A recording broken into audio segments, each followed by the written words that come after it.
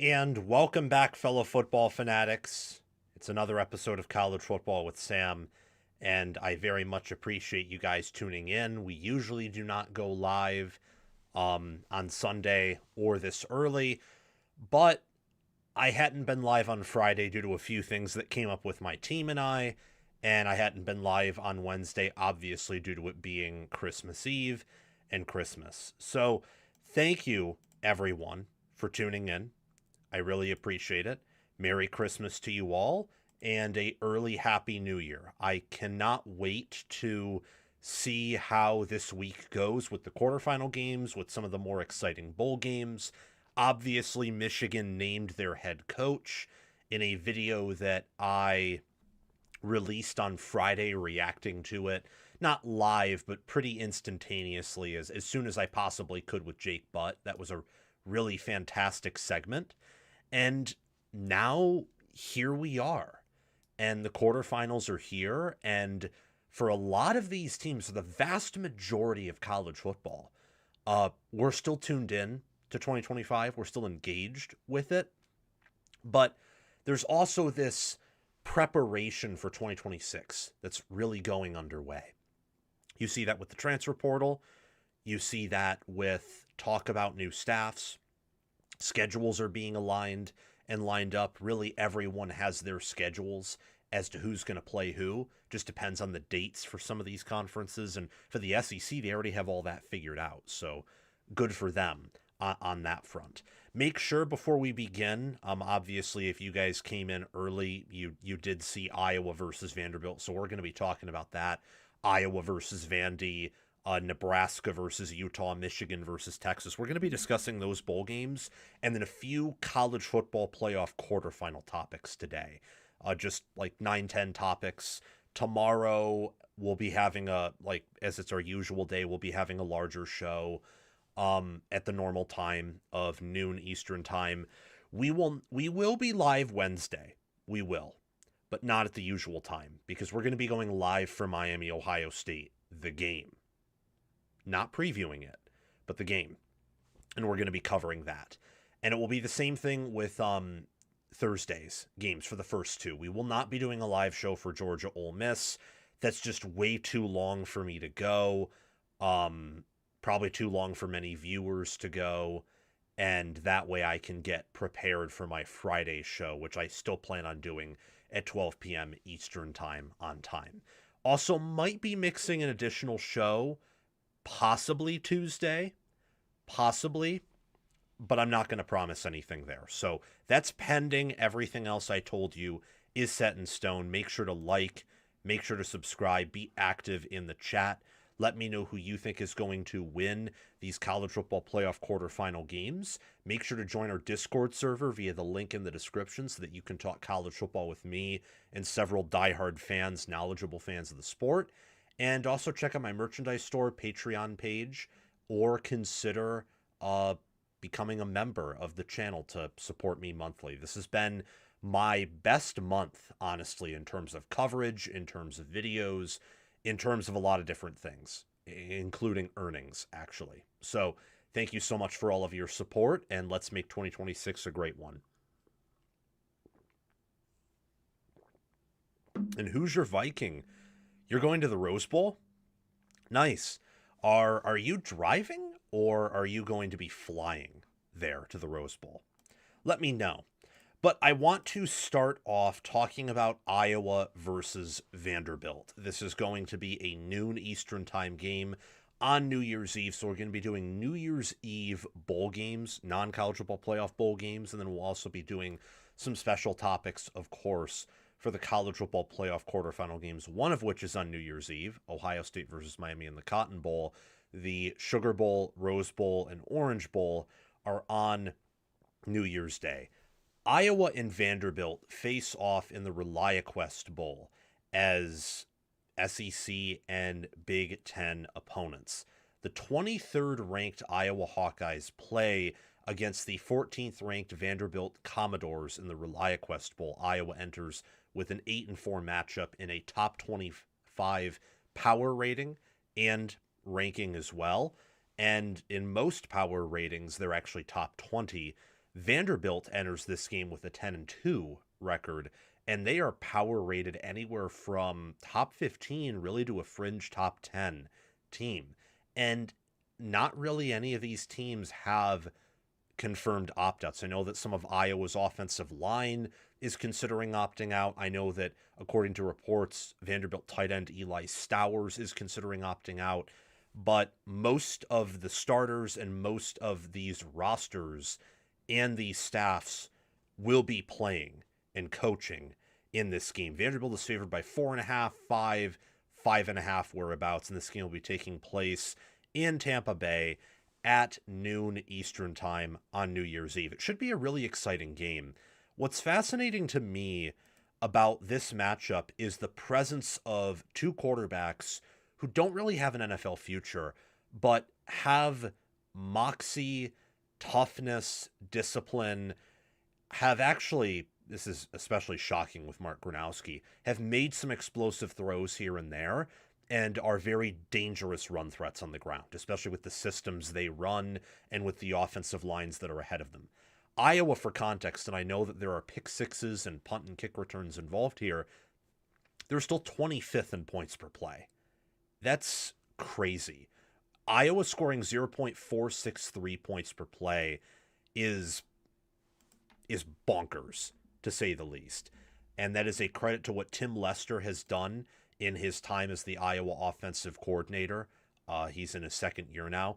Iowa, for context, in terms of points per play margin, which if you can adjust for strength of schedules, quite frankly, what a power rating is, they're 12th. And it's not like they've played a very easy strength of schedule. Vanderbilt's 6th in points per play margin. So these are some of college football's better teams that didn't make the college football playoff, actually. And Iowa is top 10 in points per play allowed, allowing 0.254. Vanderbilt's 3rd in points per play, straight up, scoring 0.611. It's a very impressive points per play number. And while they're, scoring defense and defense overall is pretty less than desirable, it's not a Alex Grinch level unit. They allow 0.342 points per play, and they're pretty stout up front. It's more so the backfield that's a little bit of a weakness. Iowa has the 47th efficient offense, 10th efficient defense, and 7th special teams unit per ESPN's efficiency metrics and FPI.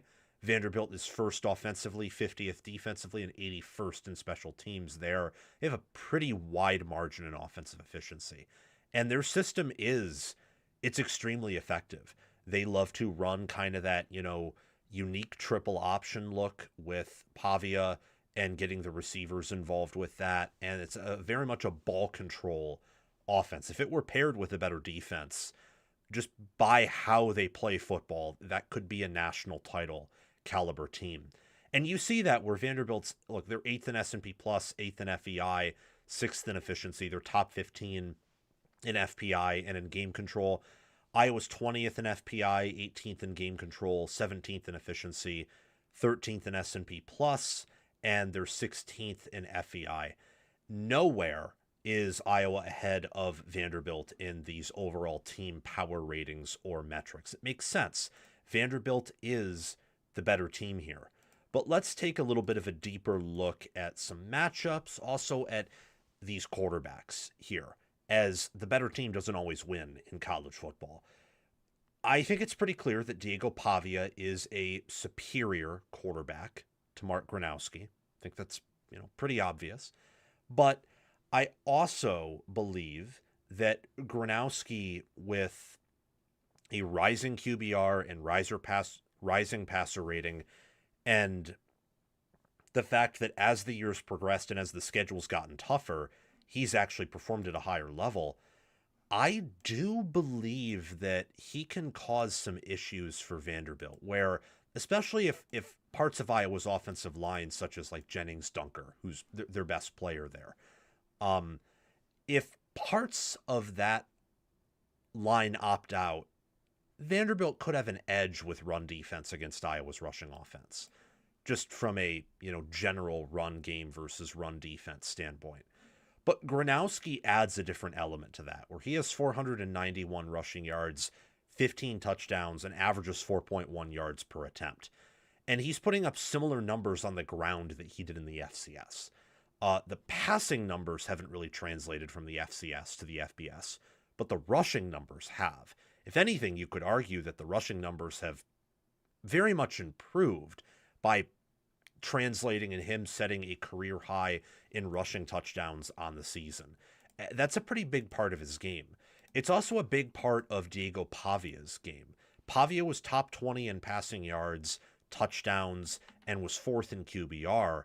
A big part of the reason why he got to New York in the first place is he had 826 rushing yards for 5.4 yards per carry and 9 rushing touchdowns.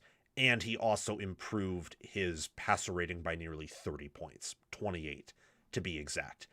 He's had a pretty successful year and has been a massive reason why Vanderbilt has this 10-2 record, is 14th, and if some balls bounced a different way, would be in the college football playoff. And honestly, they probably deserve it from a strength of record and strength of schedule standpoint over a team like Miami and over the G5 teams, for sure. I would give Diego Pavia the overall edge at quarterback, but I do want to highlight that Mark Gronowski's done a better job of not turning over the football. He's improved in almost every game throughout the year, and he's Iowa's best quarterback since Nate Stanley. So I would not be shocked, especially against a defense that is going to be one of the worst defenses he's played in a minute. It will be more similar to Nebraska's than most other Big Ten defenses he's played this year. I would not be shocked if he plays a crucial role in this game and puts up big numbers in a way that we are accustomed to seeing with Diego Pavia. Keys to this game, quarterback run. So which quarterback runs the ball better? Statistically, we would be informed that that would be Pavia, but Iowa's defense is also eons ahead of whatever Vanderbilt has on that side of the ball, even up front. They're deeper, they're stronger, they're better. Iowa's more of a defensive and special teams type team.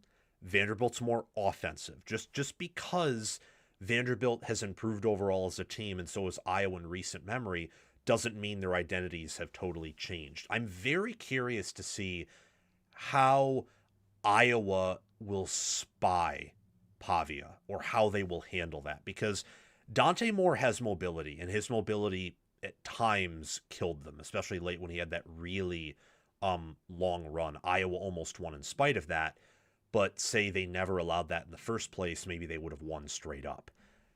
I think that no quarterback they've really faced has the mobility or the consistency of Pavia. No one has that type of build or even close to that they've played. Not Ethan Grunkmeyer, not Fernando Mendoza, not Dante Moore.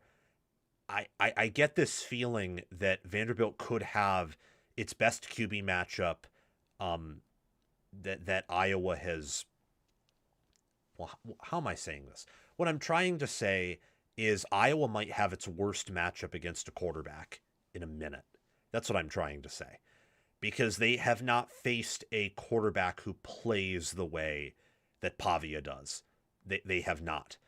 And I wonder if that plays, it definitely plays an advantage to Vanderbilt, but I wonder if it is an advantage that might almost be insurmountable, especially since Iowa's run defense, as you can see on the screen and as we'll talk about in a few seconds, they do allow yards. They don't allow explosives, but they let you nickel and dime them on the ground. And that also plays into what Vanderbilt wants to do. Turnovers. Before we get to that, turnovers. Who wins the turnover battle and how? Are there pick sixes involved? Does one side get all the big turnovers and the other side just gets turnovers pinned deep so they can't really create sustainable drives off of it?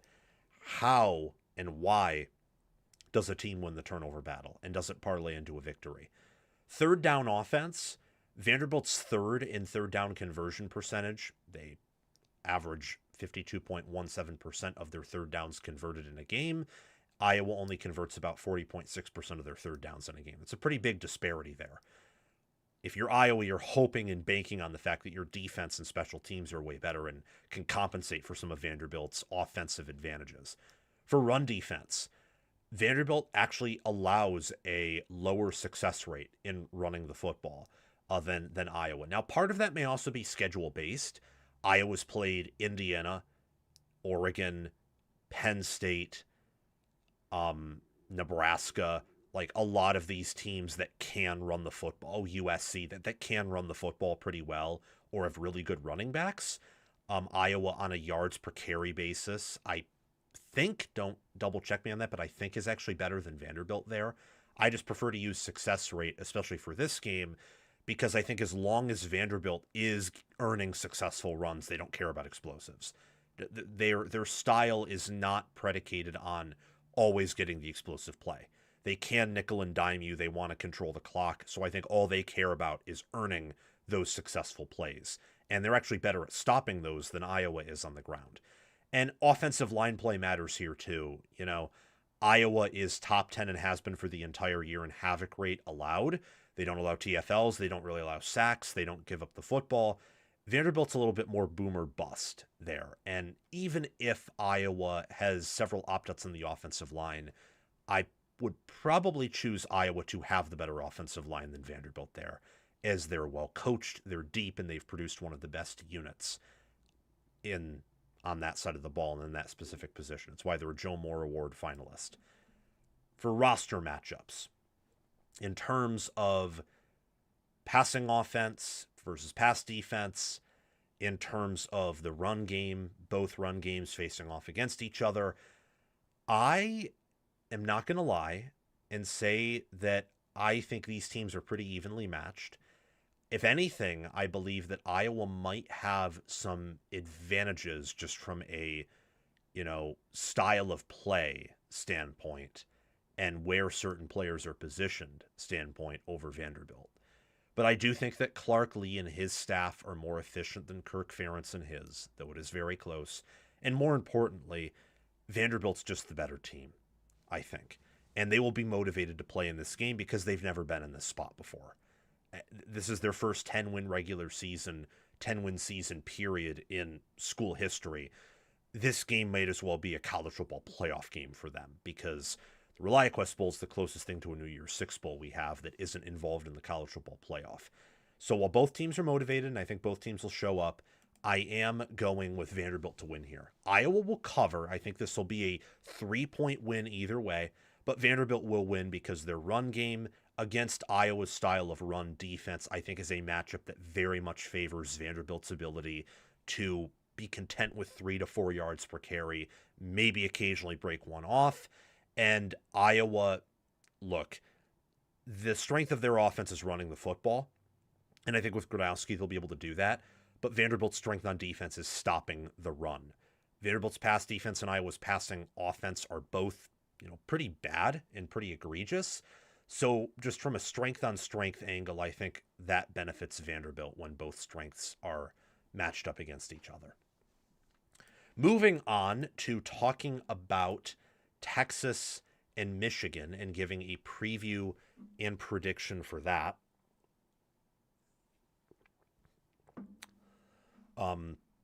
This, of course, being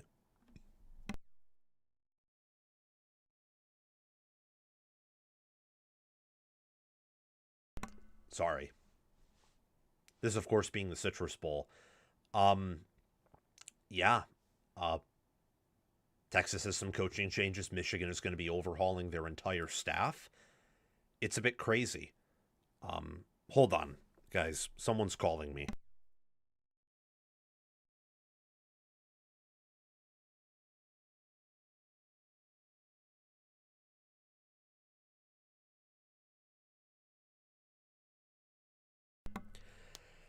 Yeah, that was just my mom calling me. I have to get out of here at like 12:30 at the absolute latest to go to my final Christmas celebration of the year.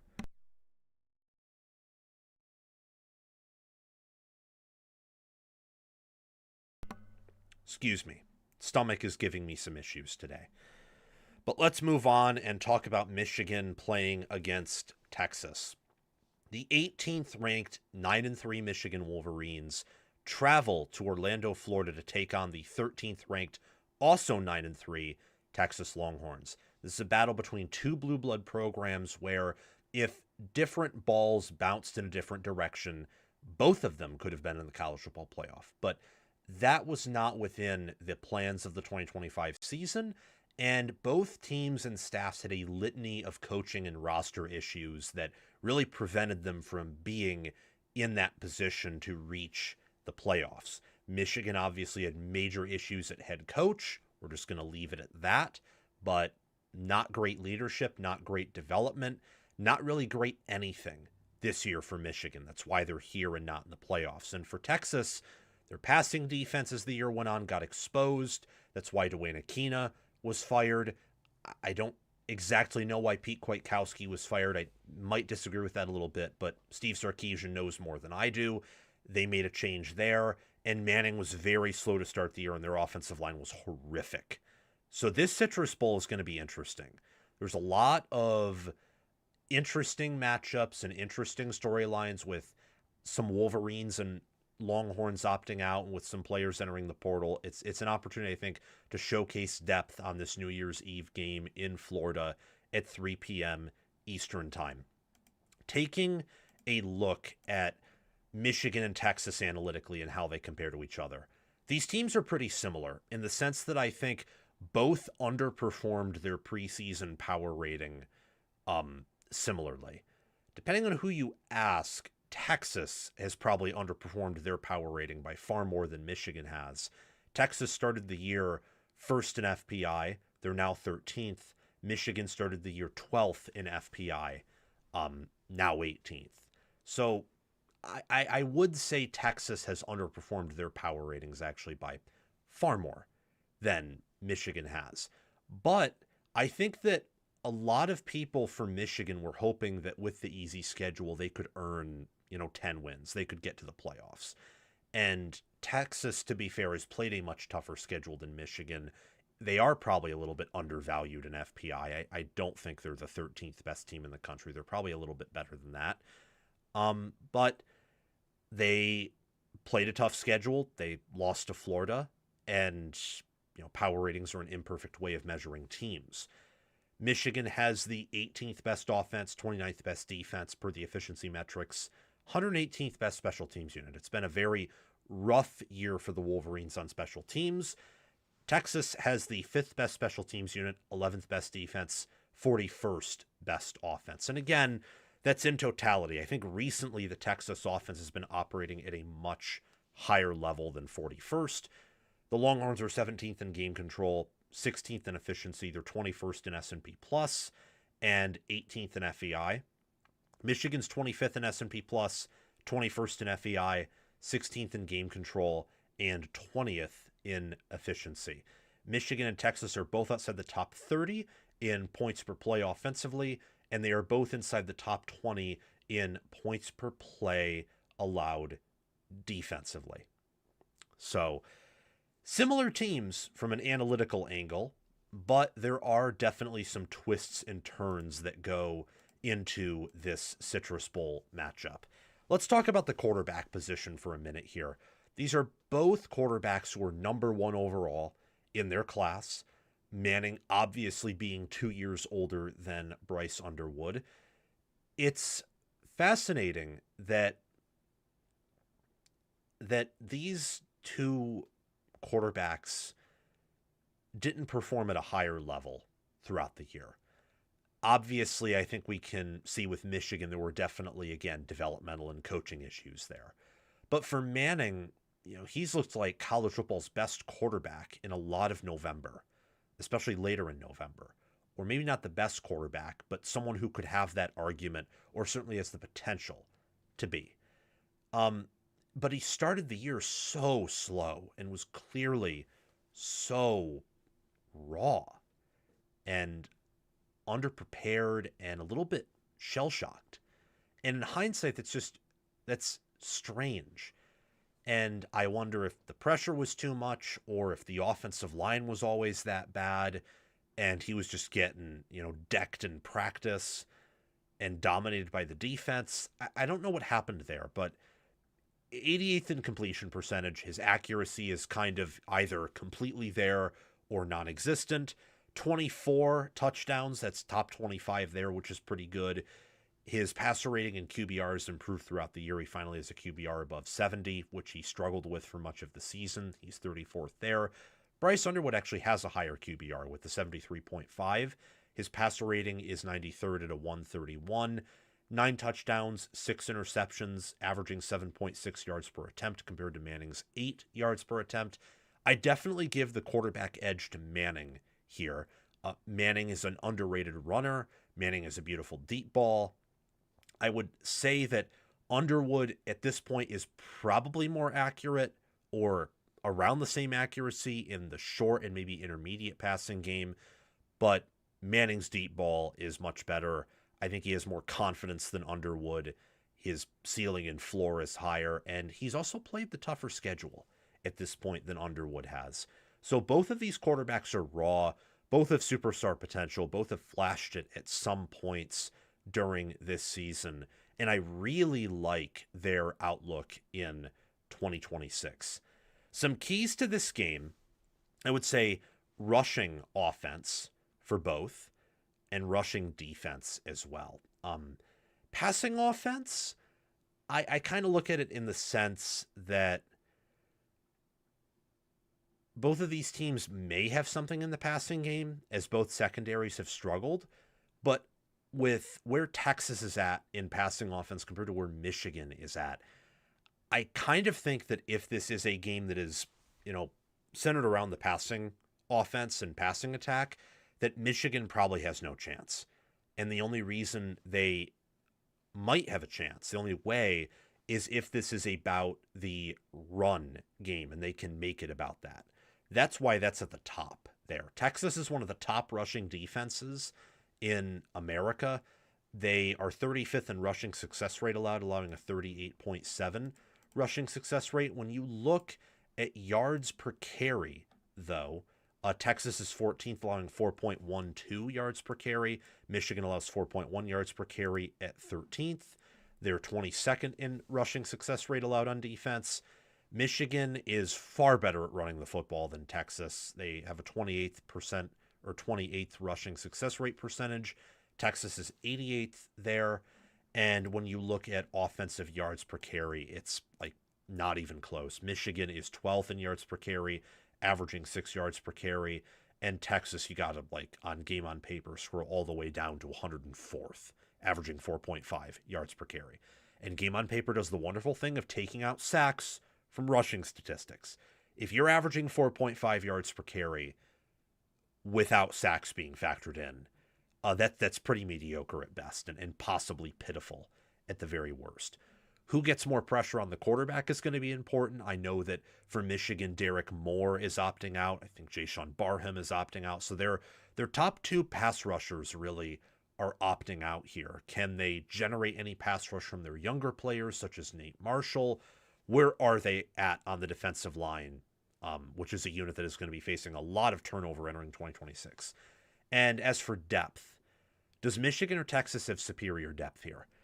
Texas should based on recruiting, but Michigan's offensive line is probably deeper. And by the looks of it, in a very early angle, Texas is going to have more players sitting or in the portal or opting out than Michigan will. So that might equalize some of that on-paper depth edge that Texas has.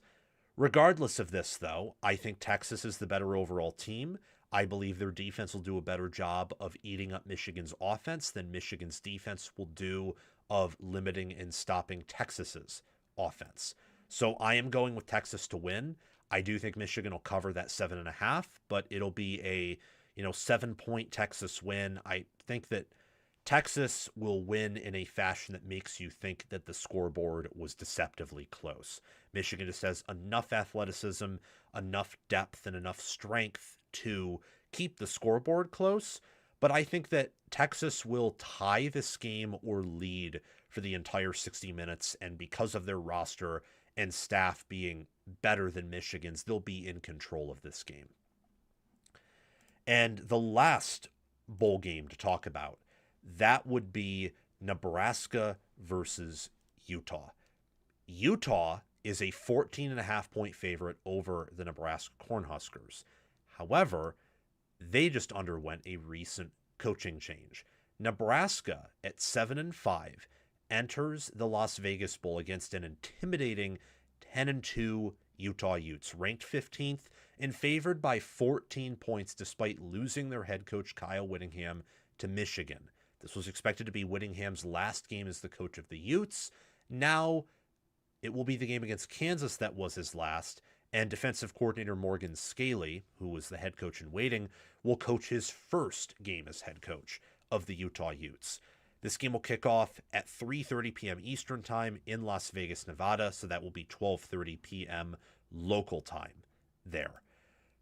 Honestly, it is sort of damning that Utah, according to the sports books, is still favored by 2 touchdowns, despite losing their head coach and having, that turmoil kind of emerge pretty quickly and pretty soon before the bowl game. The line is still at 14. It opened up at 13.5 and then rose to 16.5, where Sharps didn't let it get above 17. Then sharp money came in on Nebraska, and the line got down to 14, but hasn't dropped below that.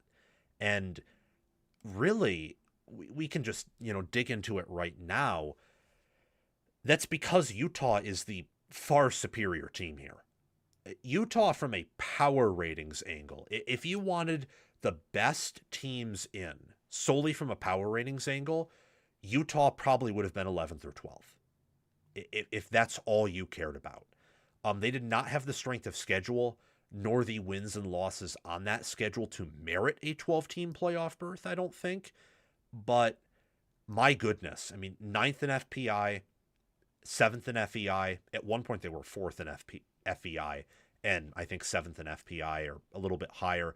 12th in game control, 9th in efficiency, and 10th in S&P+. They have the 8th best offense per efficiency, 22nd best defense. The defense has kind of fallen apart as the year has gone on, especially in run defense. 85th best special teams unit. Nebraska, meanwhile, is outside the top 50 in offense and defensive efficiency. They do have the 11th best special teams unit, though, and that's a shout-out to special teams coach Mike Eckler. Him and Raiola, now in the portal taking steps forward, is really the only reason why Nebraska has an argument to say they're better this year than last year. And you see this in some points per play metrics, too, where Utah scoring 0.532 points per play, that's 7th. Nebraska scoring 0.402 points per play, that's 53rd. Nebraska's allowing 0.401 points per play, allowing 4/10 of a point per play, or 2/5, if you want to simplify the fraction, of a point per play. That's bad. And Nebraska's defense has been absolutely dreadful this year, even with Penn State playing at a far worse level than anyone could have expected preseason. And Nebraska's 80th in points per play allowed. Nebraska, with their defensive struggles, is just far inferior to Utah. And that's even despite Utah, some of their recent defensive struggles. They only allow 0.277 points per play, which is 16th. So there is a, very large discrepancy here and kind of a chasm that separates these two rosters. I don't even know if either quarterback is going to play. It is possible that Devin Dampier, with the coaching change, decides to opt out. I don't think that'll happen. It is possible that TJ Lateef can't even play because of the injuries that he sustained against Iowa. If so, you're going to have Beard Ficklin play as the quarterback as a true freshman for Utah, and you're going to have Jalen Gramstad start as a senior and as the third-string quarterback for Nebraska. If Dampier and Lateef play, and I'm kind of assuming at this point they will, it's not even close. Dampier is one of the stars in the game with a QBR that is top 10, with a passer rating that is above average, 22 passing touchdowns, 5 interceptions. He has a 63.7 completion percentage. He's been developed at a very high level by Whittingham and Jason Beck. It has over 2,000 passing yards. And the thing about, Devin Dampier, too, that I really love about him is what he does on the ground. Because in theory, TJ Lateef should, perform at a high level on the ground, at least with some of Utah's struggles on defense, but also who he is as an athlete. And yet you don't see that in his numbers. He only has 98 rushing yards and 3 rushing touchdowns, averaging 3.6 yards per carry. Part of that's because his offensive line is very limited, but while athletic, he is not the athlete that Dampier is. Devin Dampier has 687 rushing yards and 7 touchdowns, averaging 5.4 yards per carry. At New Mexico last year, he had 1,166 rushing yards for 19 touchdowns and averaged 7.5 yards per carry. That was also with Jason Beck as his offensive coordinator, though at that time, obviously, at New Mexico. Utah has a distinct quarterback advantage here, and this distills into the entire roster here. The matchup at quarterback is the epitome of this matchup in general, where looking at rushing offense, well, Nebraska has a 45% success rate there, which is 24th, but Utah has a 46.6% rushing success rate there, which is 11th. Even with Caleb Lomu and Spencer Fano opting out, Utah will have a better offensive line than Nebraska here. You can guarantee that. In terms of yards per carry, which a lot of that has to do with how explosive your rushing offense is, Utah averages 6.27 yards per carry. That's 4th. Nebraska averages 5.12 yards per carry, which is 46th. On run defense, Utah allowing a 41.9% rushing success rate, which is 70th. You thought that was bad? Nebraska allows a nearly 50% rushing success rate at a 46.4%, which is 128th. In tackles for loss, Utah averages nearly a tackle and a third. Closer, in fact, it's exactly a tackle and a quarter more per loss every game. That's huge, especially when you have the trench discrepancy there. And another factor to consider here is the talent edge. Does Utah's roster overwhelm Nebraska's? We'll see. I kind of feel like they could roster Nebraska here, even with the, absence of Kyle Whittingham and that sudden change for the Utah football program. And the way I see it here, the only way that Nebraska wins is a coaching blunder by Morgan Scaley, which is possible because it is his first game as a head coach. He's playing a experienced and veteran Rule. If I had to choose which coach is better, I would go with Rule, but Rule's game management is not good. So it is possible that Scaley in his first game could manage the matchup better than Rule. That's why I think they're pretty equal there. And Utah's assistant coaches and staff are better than Nebraska's right now. Nebraska's passing defense should do a pretty good job against Utah's passing offense, but in every other category, run defense, rush offense, they, as in Utah, should dominate, and Utah's passing defense should also dominate Nebraska's passing offense. So I'm pretty big on Utah here. I have been ever since this bowl matchup was released. I think even without Kyle Whittingham, Utah wins and covers, and it's because their roster just has so much of an edge here. It's going to be similar to Ole Miss beating Tulane, where you have some of that coaching turnover and turmoil that maybe makes that matchup a little bit intriguing and even sketchy on part of the favorite, but the favorite pulls away because they are just that much better as a roster and as a unit. And that's what's going to happen here. I think Utah is going to win. They're going to dominate. They're going to earn their 11th win. And they're going to start off the Morgan Scaley era strong with a big win in the Las Vegas Bowl. And now we can move on to some of the special topics for the college football playoff. Before that, I do want to read the chat here, just check out some things. I agree with D Original that Utah should win comfortably.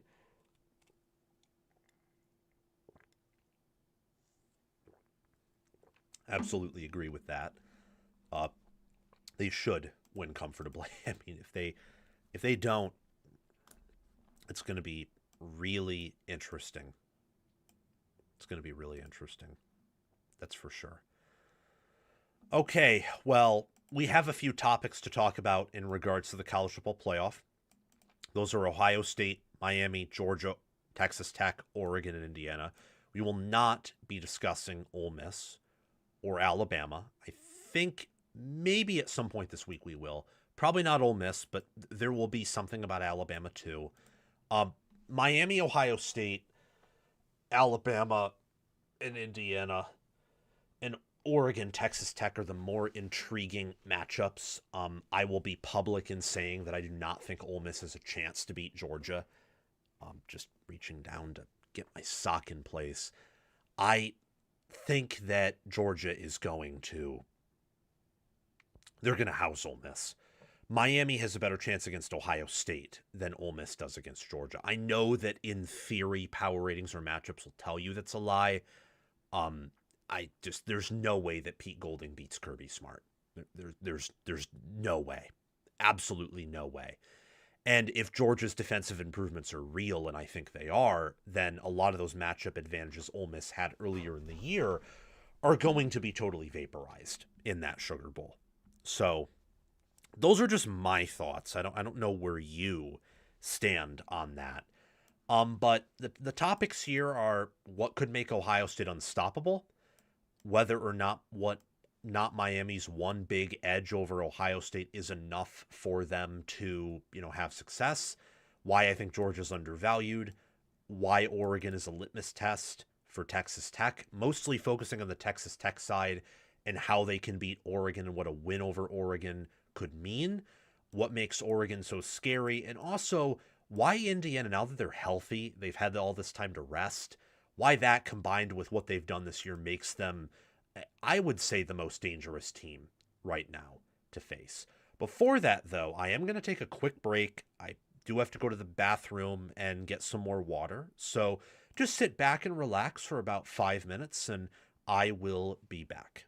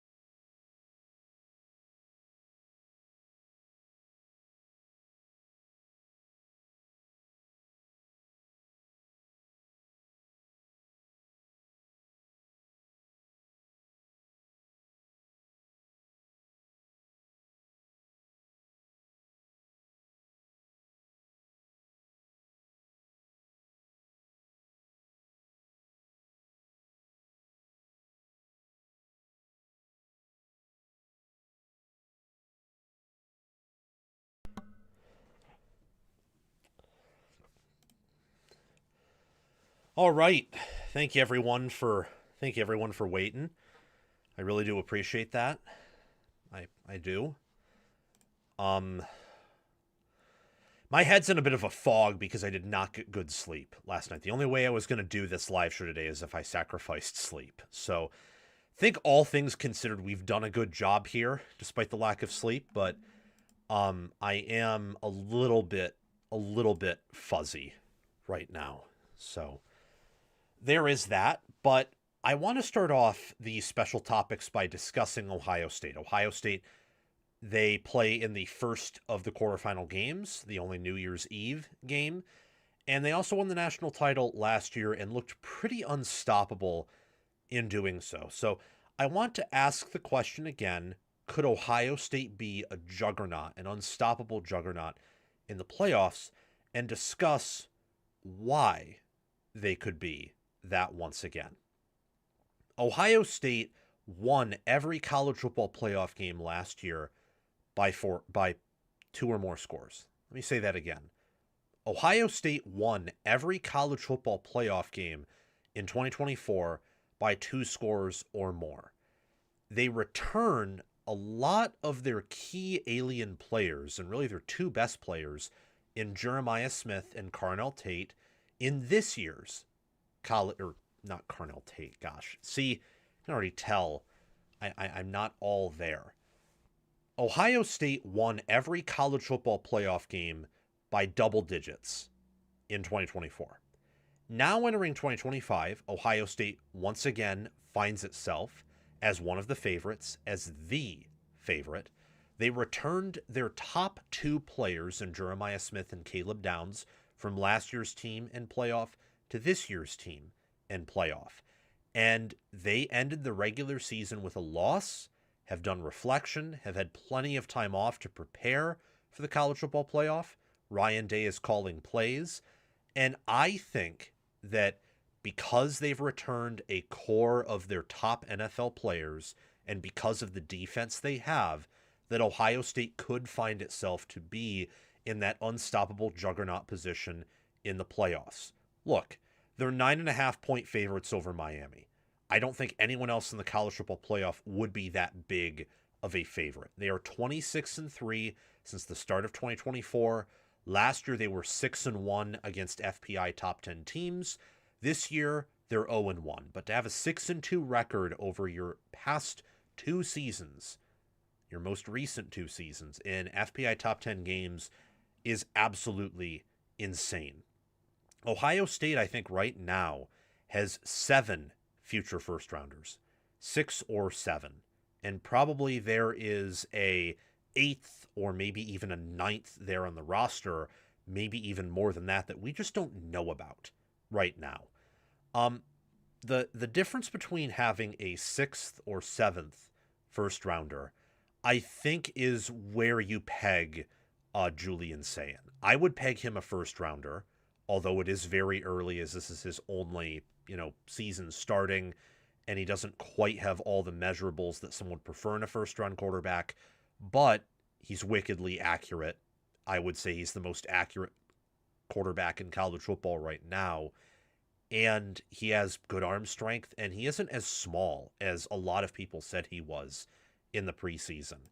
So there's that, and there's also Ohio State's defense. So quickly, their first-rounders are Julian Sayin, Carnell Tate, Jeremiah Smith, Caden McDonald, Arvell Reese, Sonny Styles, and Caleb Downs.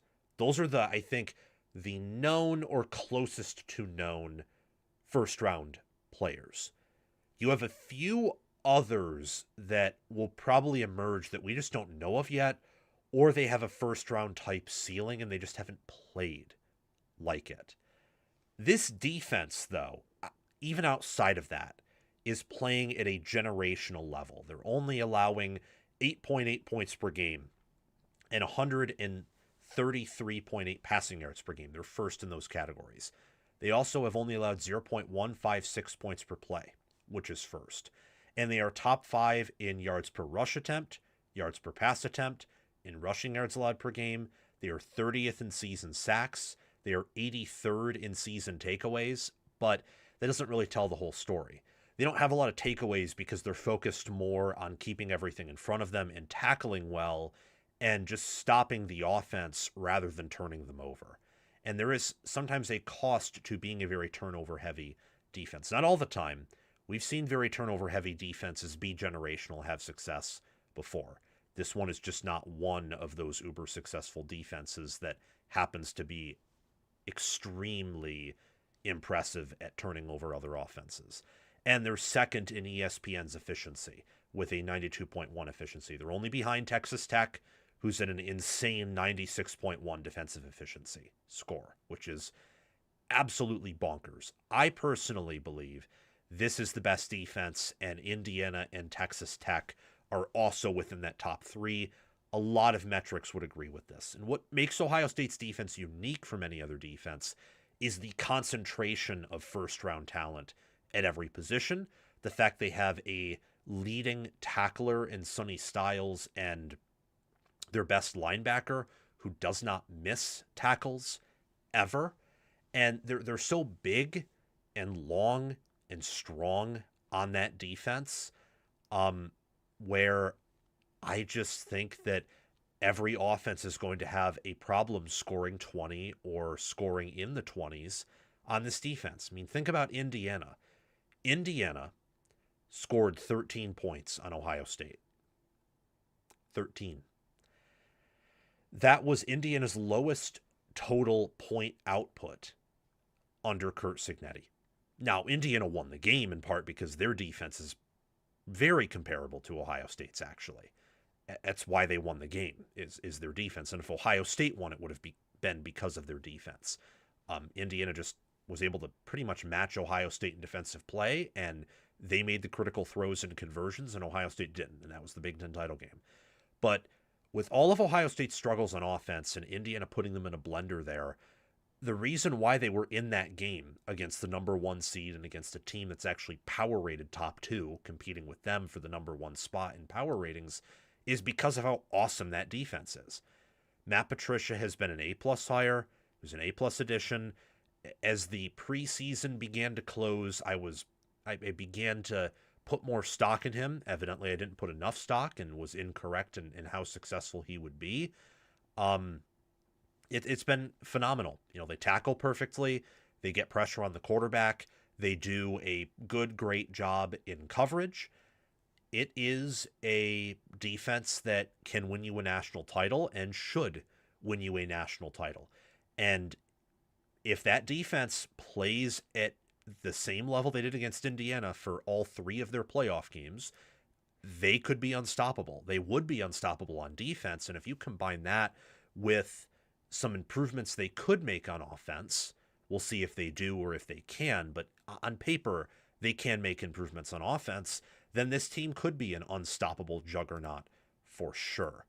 How this translates to the game against Miami, or how our theoretical topic about Ohio State being invincible could come up here, is they could completely annihilate Miami. There is a path here, stylistically, for them to beat Miami by multiple scores. So Ohio State, when you look at Miami's offense versus Ohio State's defense, Miami has done a pretty good job at preventing pass rush. They have done, I would say, a good job on the line of scrimmage there, and they usually stay on schedule. You know, they don't lose a lot of yards. They don't have a ton of busted drives where you don't gain many yards or you quickly go 3 and out. But they don't have an explosive rushing offense. They don't really have an explosive passing offense either. Beck can be pretty Jekyll and Hyde. And there is a world where Ohio State turns them over a few times, or because Ohio State's the best team Miami's played by a mile, they suddenly get a bunch of pressure on that offensive line. Ohio State analytically should shut down Miami's rushing attack pretty well. And that, I think, is Miami's strength right now, or at least their area on offense that has a high floor and not a floor that could really put them in danger like the quarterback position could. those are my thoughts here in relationship to Ohio State's defense and what it can do / wants to do against Miami's offense. Miami does have some possible advantages here, but we're looking at this from the Ohio State angle. Ohio State's defense should expect to hold Miami to under 10 points. I kind of think they will, if I'm being honest, or at least maybe they'll let them get to 10, but not any higher than that. And I expect them to get pressure on Beck. I expect them to hold Miami to, when you take out sacks, probably 3 yards per carry, maybe 4 at the absolute best. Could hold them to even fewer than that, and will when you factor in the sacks, I believe. And I'm picking Ohio State to win for sure. But beyond that, how they play in this game and what they show us in this game is certainly indicative of what they will look like for the rest of the college football playoff, as they've had a month off to prepare. They last played on December 6th, and they're going to show out for this one in the Cotton Bowl. Looking at Ohio State's offense versus Miami's defense, Ohio State's defense and their NFL talent is the biggest reason why they could be unstoppable. But they also have NFL talent on offense, and I think one area where the Buckeyes could turn into a juggernaut is if their offense is able to produce at a level that we haven't seen this entire year. We did see a transformation from 2024's regular season to the postseason with the offense. We did. And in part, that was because Day was involved. We also did see it steadily ramp up as the season went on, where I think that, say, the Penn State game, for example, or the Indiana game, those games could have been differently if Ohio State didn't make some mistakes. And part of the reason they made some mistakes is they played really, really good and properly rated top 10 defenses in Indiana and Penn State. And you saw that even rear up in the playoff when they played Texas, or when, after dominating Notre Dame for 2 quarters, Notre Dame, got a turnover here, a stop here, and tried to make a heroic comeback that ultimately fell short. So I know that Ohio State's defense is an ultimate non-negotiable, and every unit within it is a non-negotiable with elite players. I don't quite know that about the offense yet. I know that Sayin is close to elite, if not elite already. I know the receivers are elite. I know the tight ends are probably just good. I know that Bo Jackson is good / great, but the depth there probably isn't, at least yet. And I know that the offensive line is just good at this point. If that remains the case, they probably won't be a juggernaut in the playoffs. But if they can find something, just something, to improve one of those positions on offense, they could really hit the ground running here. And I like their passing offense against Miami's pass defense if Ohio State can hold up and protect Julian Sayin, which I think, depending on Miami's game plan, they could. So that's why Miami, I think, is going to lose this game. That's why I'm picking Ohio State to win. And what could make Ohio State unstoppable is offensive improvements, along with maintaining a level of defensive play that they showed against Michigan, and I think more importantly, that they showed against Indiana. Ohio State they're the better team in every way compared to Miami, except for special teams. They're the better team in every way analytically against the field, outside of maybe Indiana and certain parts of Texas Tech, Oregon, and Georgia. But the books view them as the best overall team in the playoffs right now. I think they're a top 3 team in the playoffs power ratings. I think they're unanimously top 3. Everyone thinks they're a top 3 team in the playoffs, and those who do not are insane, and the opinions of the insane are discounted on this channel and are discounted by the books. You are not favored by 9.5 points over Miami if you are not an elite team. And Ohio State is an elite team, and if their defense continues to perform at a high level, if they can maximize the first-round talent on hand, And if they can make improvements on their offensive line and some of their strategy on offense, Ohio State could, not will, but could be an unstoppable juggernaut in the college football playoff and once again sort of waltz to a national championship and win Ryan Day back-to-back titles. That would be pretty impressive. I'm not going to lie. But now we got to talk about the Miami side here. And Miami does have one massive edge over Ohio State, and that is their defensive line against Ohio State's offensive line. And the inverse of that, Ohio State's D-line against Miami's offensive line, is not quite as one-sided. So that is the massive edge for Miami. Miami's biggest non-negotiable, their largest, Miami's largest non-negotiable, their biggest strength is their defensive line. And it turns out that one of Ohio State's biggest weaknesses is their offensive line. That's Miami's one massive edge over Ohio State, is the matchup of their defensive line against Ohio State's offensive line. And you could also say it's just the trenches in general, where I don't think Miami is overwhelmingly better on the line of scrimmage than Ohio State. Huge credit to left tackle Austin Sierreveld, really the left side of that offensive line, Luke Montgomery too, and Carson Hinsman. It's also a credit to Ohio State's defensive line. But I think that Miami having a much larger advantage with their D-line versus Ohio State's O-line than the inverse, Ohio State's defensive line versus Miami's offensive line, which I think is a much closer battle, is a big edge for the Hurricanes, especially when you consider that from what we know about Ohio State and what we know about Miami, both of these teams like rock fights. Both of these teams like to play it slow.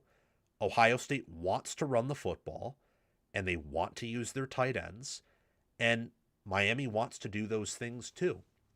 And that is something where if you look at Ruben Bain Jr., Ahmed Moten Sr., Justin Scott, Nakeem Mesidor, you look at that starting Miami defensive line. What Ohio State so far this year has wanted to do on offense plays a little bit into what Miami wants to do defensively, where Ohio State offensively, it feels like a lot of times opts to be conservative. They opt to involve tight ends. They opt to want to run the football. And they also do trust Julian Sayin back there now. They do. I think the Indiana game and the Michigan game showed that, where they trust him. Maybe the play calling or game planning wasn't perfect. Rarely ever is, actually, for any team. But they trust him now to deliver the football. They trust him to sit back in that pocket and to make decisions and to try and handle the pressure. And I believe that Miami and Indiana are very different defensively. Miami's defensive front's more talented. I think that Indiana, in terms of drop-off from starters to backups, probably has better depth. The drop-off just isn't as big, and I think their backfield is better than Miami's. But what Miami has that, say, Ohio State hasn't seen yet is Ruben Bain Jr. and Akeem Mesidor combined as pass rushers. They saw Stephen Daly, and he did damage to them. They saw Indiana's linebacker core. Michael Kamara had a hand in this too, same with Tyreek Tucker. But for Miami, when you line up their defensive line against Ohio State's offensive line, I don't like Phillip Daniels versus either Ruben Bain Jr. or Akeem Mesidor. I like Sierreveld to do well against them, but is he guaranteed to lock them up? No, absolutely he's not. And the interior, Gabe Van Sickle likely starting at right guard against either Justin Scott or Ahmed Moten Sr. That's a mismatch in favor of Miami. I think that Hinsman against either of these defensive tackles is an edge to Miami. Luke Montgomery could be a push, but could also be an edge to Miami, could also be an edge to Ohio State. And if you can put Ohio State's offensive line in a blender, if you can put any offensive line in a blender, you really mess with their offense, especially when Ohio State, in terms of their passing, has to start off the game against Michigan, to start off the game against Indiana. They have tried to press it, if not sometimes force it deep. And those plays take time to develop. And if you can, interrupt that if you can interrupt that sequence of snap the ball, offensive line holds up, routes develop, your alien receivers gain separation against anyone's defensive backs, and with Sayan's accuracy, you can just land it in the breadbasket and you have a completion, maybe for a touchdown or at least a first down. If you can interrupt that sequence and really throw Ohio State off and force them to make adjustments on the fly, probably away from their strength, because their biggest strength, if they can hold up in pass blocking, is that explosive passing attack because of how good it is, because of how accurate Sayan is, and how he can zip the ball in his quick release. Then you're in a position to where you can beat Ohio State. And the game turns from Ohio State being that 9.5-point favorite into being more of a coin flip style game. When your two defensive ends have 16 sacks on the year, and they have close to 100, if not more than 100 now, pressures on the year. I think they're in the 120s, maybe even 130s in pressures. If you look at PFF, though maybe that's wrong. They have a knack for getting to the quarterback. And Ruben Bain Jr. especially has this knack where if he is stronger than your tackle, he will dominate that matchup. Mesidor is more of a speed, more of a, technique, more of a raw, true pass rusher. And Ruben Bain Jr. almost has more of a pass rush that functions like a defensive tackle, which is very disruptive, but he isn't always going to get home as often, and he's more of a disruptive force rather than a pure pass rushing edge or defensive end. He's more of kind of, I would say, strong side traditional defensive end, whereas now we're transitioning to more outside linebacker and edge type defensive ends. Ruben Bain Jr. is more of an old school defensive end, defensive lineman.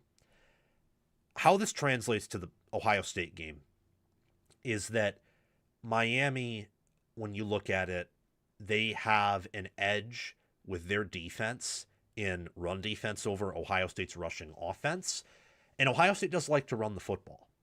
So if you can force them to gain only 1 or 2, maybe 3 yards at best in running the football and put them in some obvious passing situations, that is where your edge in pass rush and in creating havoc plays versus their havoc rate, which is still really good, but not as impressive as your defensive havoc rate. That's where you can create some problems. If you can force Ohio State into obvious passing situations where Bain and Mesidor and Moten and Scott and that entire D line can tee off, and you have Mohamed Toure and OJ Frederic and Keontae Scott either in on the action or they're, defending the backfield defensively, that is where I think you can maybe get Ohio State. But you have to get pressure. You have to make sure that your defensive backs are disciplined, and you have to stop the run. It's not a guarantee to stop Ohio State's rushing attack, even if your defense is really, really good. It is a guarantee that you will limit it if you are very good, because they do not have a great offensive line. Their tight ends are not great. Their blocking in the run game is not great. But what they do have is a running back in Bo Jackson who is elite at creating yards after contact. And on several of his runs, doubles the yardage that he should get or turns a negative play into a positive play. And Miami has to minimize those opportunities for Bo Jackson and minimize those instances in order to keep Ohio State off schedule, in order to keep them behind the chains. They're not one of these offenses where we've seen some offenses before that are actually very efficient behind the chains, where if you get them behind the chains, it doesn't really matter. They can still convert. They can still play their game. They don't have a huge drop-off there. Ohio State really, really drops off when you put them behind the chains. And I think a big part of that is Sayan being young, and when things don't, go his way immediately, he sometimes second-guesses himself or, tucks the football and is a little bit too anxious. And also has to do with the fact that while their pass blocking is good, it's not as good as it was last year, and it's not elite. So he doesn't always have all day behind there. And they have issues picking up like stunts. They have issues really with defenses that are multiple and operate with a lot of different techniques. If it's just strength on strength, Ohio State's offensive line is a pretty solid, great unit, especially on the left side. Not Joe Moore award there, but it is a good unit. So that's the key for Miami defensively against Ohio State's offense. Now, very quickly with Miami's offense versus Ohio State's defense, this is not a winning situation where your offensive line is it better than Ohio State's? Yes, but does it have a definitive edge over Ohio State's D line? I wouldn't say so with Caden McDonald and Caden Curry there. I would not say that. And with what Ohio State has in the backfield that will be either inside of the box or that will be able to, with their quickness and NFL talent, be able to quickly move around the field like a heat-seeking missile. Miami offensively is going to have to run the ball and I think kind of stick with it unless Beck has a really good game. Run the ball to keep yourselves on schedule for the most part, to give yourself third and medium, third and short, try to reliably convert those, and hope and pray that Beck is not a turnover machine and keeps the football safe. That, along with your defense keeping Ohio State off schedule, makes this game a coin flip. I don't think, just because of how many edges Ohio State has here, I don't think that there is a situation where even if a lot goes Miami's way, that a Miami win is more likely than a loss. I think the best case for Miami is you make this game a coin flip and you win in a coin flip. The worst case scenario is that Ohio State is either a juggernaut or they just match up so well with you that the game is over and pretty quickly out of hand. But Miami's one huge edge over Ohio State is their defensive line against Ohio State's offensive line. And we saw how that played out against Indiana, where that pretty much won Indiana the game in a lot of respects.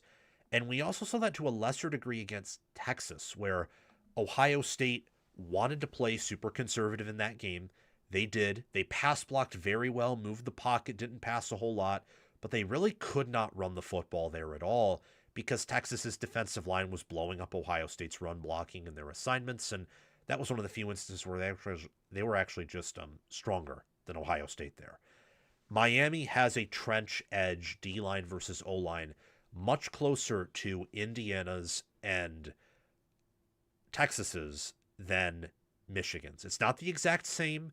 They aren't as creative or multiple or exotic as Indiana, and that was really what got Ohio State.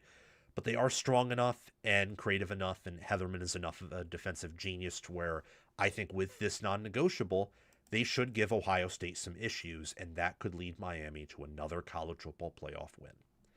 It could. It also could not. Miami could totally. They could totally put Ohio State in a blender, and Ohio State could still win. That's just the talent edge that Ohio State has, where they have 7 future first rounders, and Miami at this point probably has 2, and that's generous. Like, I'm kind of factoring in Malachi Toney there. So maybe 2.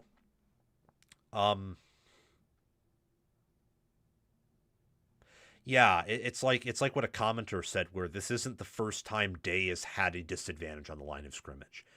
There have been Texas last year, think about it this way.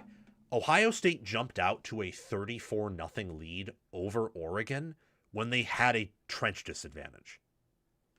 Like, Ohio State can just do that because of their NFL talent and because of their outside talent and because most of the time when they have a trench disadvantage, it's a disadvantage. It's not a glaring weakness. It's just they're weaker than the other team, but they're close.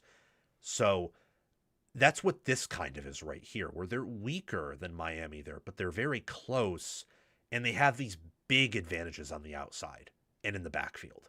And I think that's ultimately why Ohio State's not just going to win, but I think they're going to control this game, and Miami will never sniff a lead here. is kind of the feeling I'm getting from this game.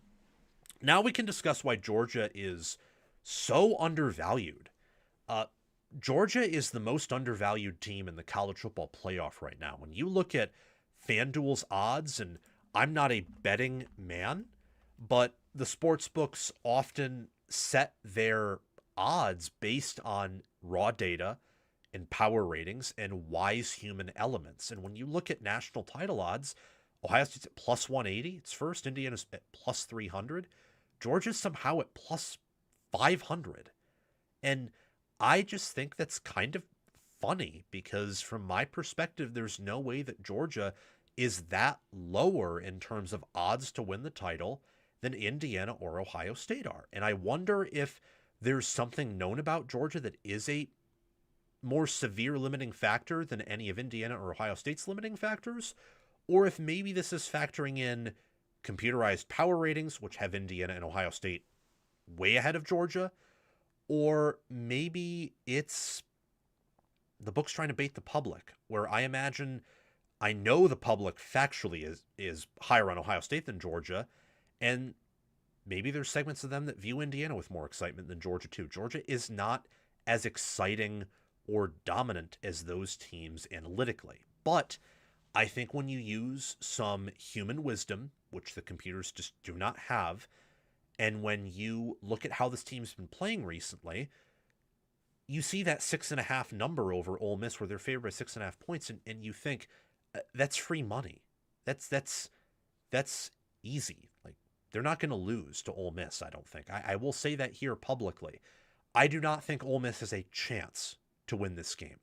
If I'm wrong, then I will eat my words and I will look like a fool in doing so. But I cannot process Pete Golding beating Kirby Smart, especially when Georgia has progressed and they have performed well as the season's gone on, and they're much better in November and December than they were in September. Case in point is this Texas game where they won 35-10. They outgained Texas 357 to 274. They averaged 7.9 yards per pass attempt to 5.8, averaged 3.7 yards per carry to 1.4. Turnovers were even. They had 21 to 15 first downs. They were more disciplined. They had double the third down conversions. They had more sacks on Texas, and they had a 10-minute possession advantage. That's nuts. It just is. It's nuts. And they had a 10-minute, 18-second possession advantage. Let me correct myself there. They controlled that game. Texas, outside of the first field goal attempt, never led. Ever. They never led. And Georgia, whether it was throwing exotic blitzes, whether it was stepping up on the defensive line and in coverage, whether it was Mike Bobo being in his bag and Georgia running it well just enough to not be behind schedule and passing the football at a high level against this Texas defense, that was a top 5 win of the year. Not top 5 in like a ranked versus ranked or even power ratings versus power rating sense, but to beat a top 10, at the very worst top 5, top 15 team, not top 5, by 4 scores in the fashion they did is one of the most impressive wins of the year. And they won up to that performance. You know, they performed that well on November 15th. Let's talk about December 6th, when they depantsed Alabama. And they didn't even play all that well offensively in doing so. They blocked a punt, were able to parlay that into a touchdown drive. Gunnar Stockton averaged 6 yards per attempt and looked better than Ty Simpson. Georgia, when you factored in sacks, they had 3 of them, held Alabama to negative rushing yards, -3 rushing yards. They won the turnover battle. They averaged 3.4 yards per carry with 141 rushing yards. They had 16 to 11 first downs, and that was with an awful game with penalties. They gave Alabama 80 yards in penalties, while Alabama only had 1 penalty for 5 yards, and it wasn't enough. And Georgia won 28-7. They had double the third down conversions. They had double the fourth down conversions. They had triple the sacks, and they had a 13-minute and nearly 14-minute possession advantage. Like a 13-44 possession advantage. That is crazy. Their ability in these big games to control you and suffocate you and put you behind the eight ball, and you blink and you're down and you're not getting up off the mat. And the only way you beat them is if you somehow out wrestle them and outstrength them, and you injure them on the mat and pin them down. You're not going to get up against Georgia. You're going to be down in the mud. You're going to be down on the ground, on the floor with them, battling it out until the clocks hit zero. And that's why they're undervalued. Because in these big games with Ohio State and to a lesser degree with Indiana, I think Indiana, for context, actually holds a more impressive series of wins than Georgia does, or at least as impressive. That win over Ohio State was very impressive. The win over Oregon earlier in the year, extremely impressive. They did to Oregon sort of what Georgia was able to do to Texas and to Alabama to a certain degree. But I've seen Indiana against Ohio State be in a position where if Ohio State scores a touchdown instead of kicking a field goal, the game might be out of reach. I've seen Ohio State against Indiana, blow an early start, an early good start, an early lead, fail to cash in opportunities, and not really be in control of that game at all. And I've also seen them be in control of Texas, but if not for, a few fourth down, misses on Texas's part, and Ohio State being fortunate enough to convert their only fourth down of the game, I believe, or one of their two, where they held Texas pretty much for 0 for outside of one, Texas could have come back and won. So there is a head coach called Kirby Smart, and I think as of right now, he's still the best game manager and game day coach in college football. And that's why I'm convicted that they are the most underrated team in football right now, where they are not a touchdown worse than Ohio State or a touchdown worse than Indiana. They're not. I would say that in both of those games, Georgia would be, at the very worst, a field goal underdog, just from my perspective. Not saying what the books are saying, just saying what I'm saying. They are not more than 3 points worse than either team, and there is a world where they are 3 points better than either team, as of right now. They did not have the same impressive start in September or even October that either of those two teams did.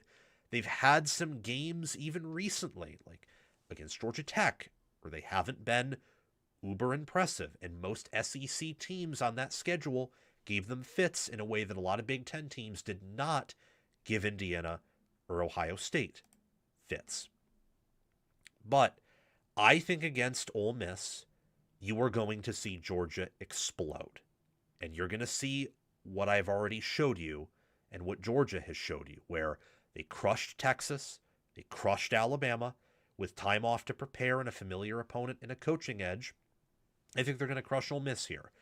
They have an edge in EPA per play, in havoc percentage, in non-explosive EPA per play, so they can move the football pretty sustainably. They have the edge in running the football, in passing the football, in third and fourth down success rate, in average third down distance. They are better in just about every way compared to this Ole Miss defense. They are. They should be able to pass well in this team, run the football well. They didn't punt in the first game. They may not punt again here. They might go 2 games in a row against a team in Ole Miss without punting the football. That's crazy. And when you look at Georgia's defense against Ole Miss offense, the analytics will tell you that Ole Miss's offense actually has some areas where they're, better at than Georgia and have an edge there. But do they really? Do they really have that? Like, is Ole Miss really going to generate a bunch of havoc plays against this Georgia offense? Because when they actually played each other, they didn't. And Georgia, I think, overall has improved since that game, and Ole Miss, I think, has stepped back. What about for Georgia? They've improved on run defense, and they've improved in pass rush. We talked about how they got 3 sacks against Texas, 3 against Alabama. Their pass rush has improved as the season's gone on. Has Ole Miss's pass protection improved? I don't think so. Is their play calling or game plan going to improve after they had a really great game against Georgia in the regular season? Probably not. Do you really think that Ole Miss is just going to have their way in the passing offense against Georgia like they did in the regular season? With Lane Kiffin gone, with Georgia making improvements on defense, jumping up from being outside the top 30 in ESPN's efficiency to now being inside the top 15, while the offense hasn't, they've dropped off a little bit since then, but not by a ton. Do you really think that? Like, do you really think those improvements are just going to be totally invalidated here?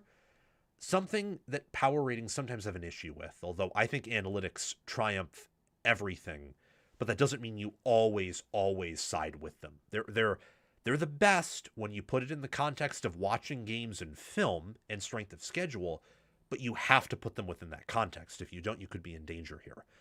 Georgia's played a tougher schedule than Ole Miss by quite a bit. I also think you have to put context in how Georgia's improved throughout the year, where Tennessee put up over 40 points on them, Ole Miss put up 35 points on them. They held Alabama to 7, they held Texas to 10, they held Georgia Tech to, I think, 9 points. This defense has been on a hot streak recently, and I expect that to continue. I really do. And ultimately, in this game, what I look at here is that Georgia is better at running the ball. They're better at game control. They have better net field position. And really, I think that the metrics underrate who Georgia is, because for much of the year they were underwhelming and winning a bunch of these close games, and they hadn't quite figured themselves out yet. But now I think they have. I think they have figured themselves out. And it would not shock me if they beat Ohio State. It will not shock me if they crush Ole Miss. It will not shock me if Georgia wins the national title. And I can say that about Ohio State. If they crush Miami and if they win it all, I wouldn't be shocked. I can say that about Indiana, where I would not be shocked if they crush Alabama, would not be shocked if they won it all. In fact, I can say that about all three of those teams, and anyone can. And yet Georgia's odds are the most separate out of that group of three, I think means they're undervalued. So do with that information whatever you please, but that matchup between Georgia and Ohio State in that Fiesta Bowl is probably going to be closer than a lot of people, and that point spread that's going to favor Ohio State by closer to a touchdown than a field goal may anticipate. It is. That's going to be a tight, competitive game. Like, I understand part of it's, public perception and, metrics, but there is no universe where Ohio State's 5.5 points better than Georgia, especially when factoring in matchups. Like, sure, you could say that Ohio State's offense, if a lot of things click, could match up very well with Georgia's defense analytically. But again, I don't think that's taking into account the improvements that Georgia has made. That's not taking into account that Georgia should absolutely stonewall Ohio State in the run game, and that would keep Ohio State behind the chains. It's also not factoring in that I think Bobo has had the best season as an offensive coordinator. So if any offensive coordinator is going to put up 20 points on Patricia or more, it probably will be Mike Bobo. Hold on. We only have 2 segments left. We should be out of here in like 25 minutes, but I got to answer a call. So hold on.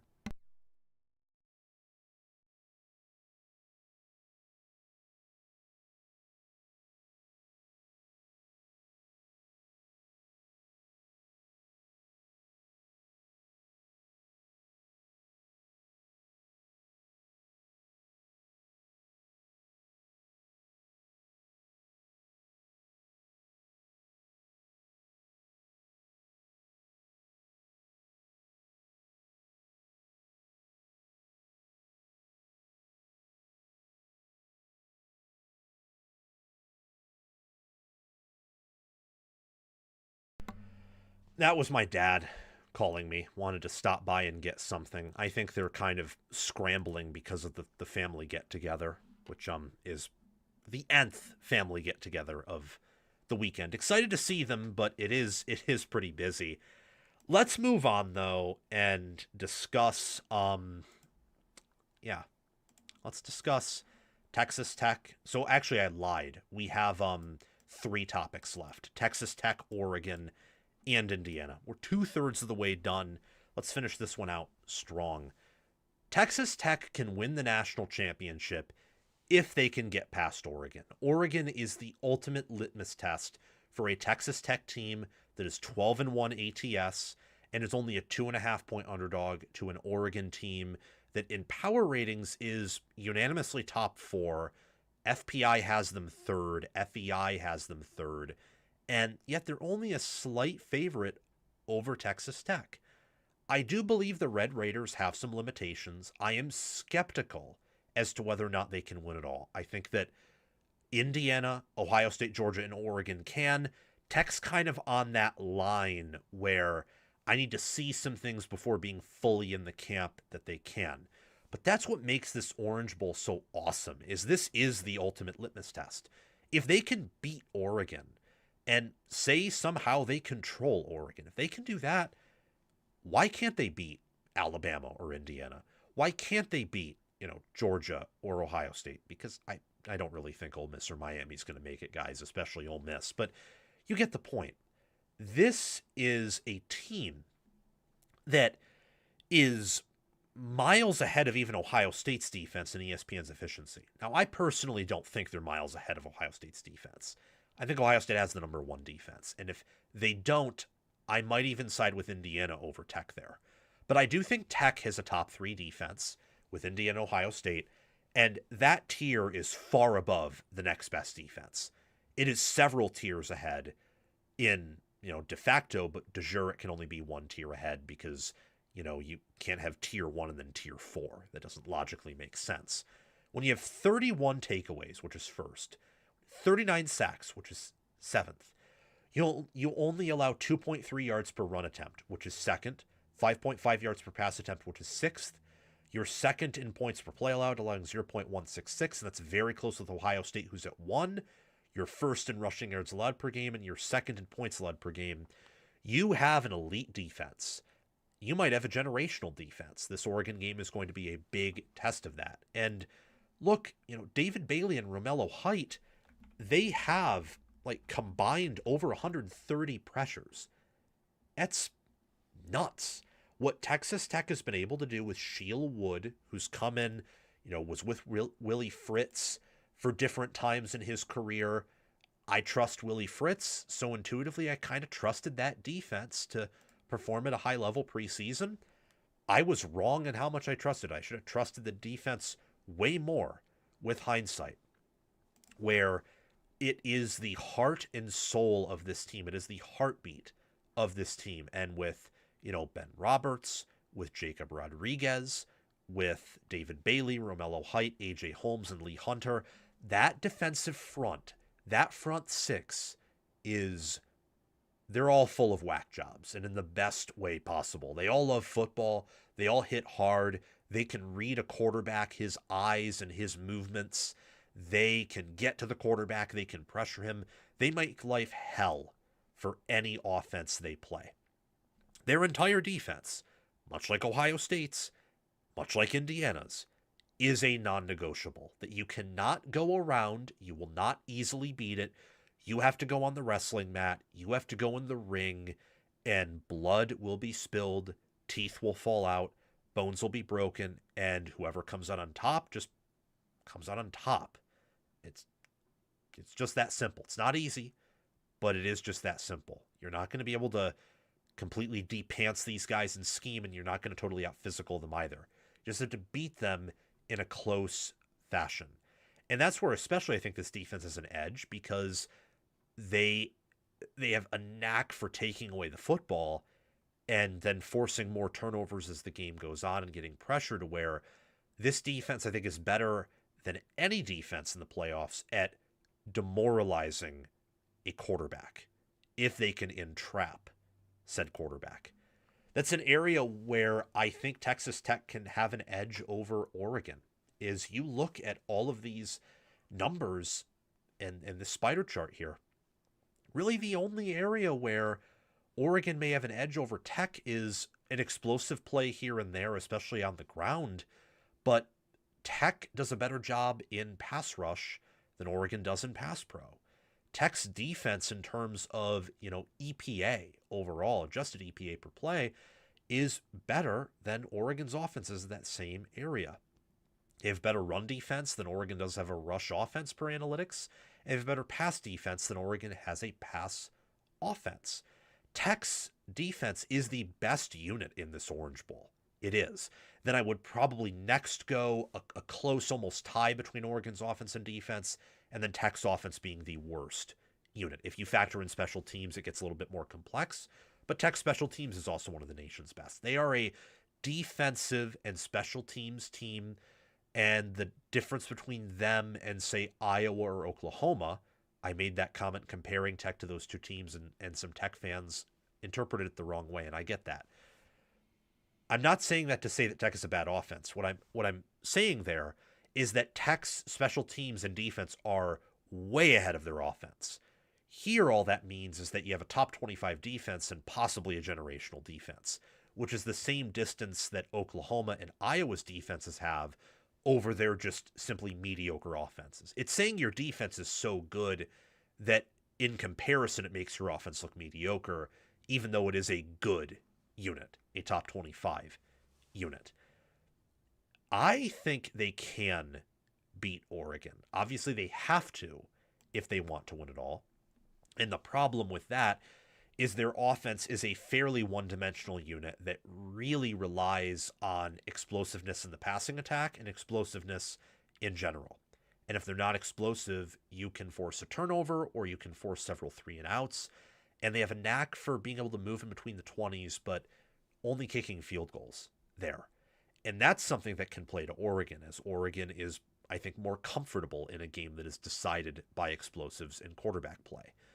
But if Texas Tech, if they can just shut down Oregon, period, with that defense, and analytically there is a chance of that. On film, with talent, there's a chance that as this starting supporting cast for Texas Tech is uber talented defensively, then Texas Tech can pass the litmus test. And why this game is a litmus test is because of how talented Oregon is and because of how good Oregon is, because Oregon is the best offense you've played by a mile. They have the best defense, or maybe not by a mile, because Utah is close, although I don't think they're not as good as Oregon, but they're close. It is, however, probably the best defense you've played by a mile. This is the best team you've played, according to ESPN's FPI, in power ratings by 5.5 points. So that is a test. And that 5.5 points probably doesn't take into account that Oregon is deeper and more talented and larger and faster than Utah. So there are possible scaling issues for Tech here.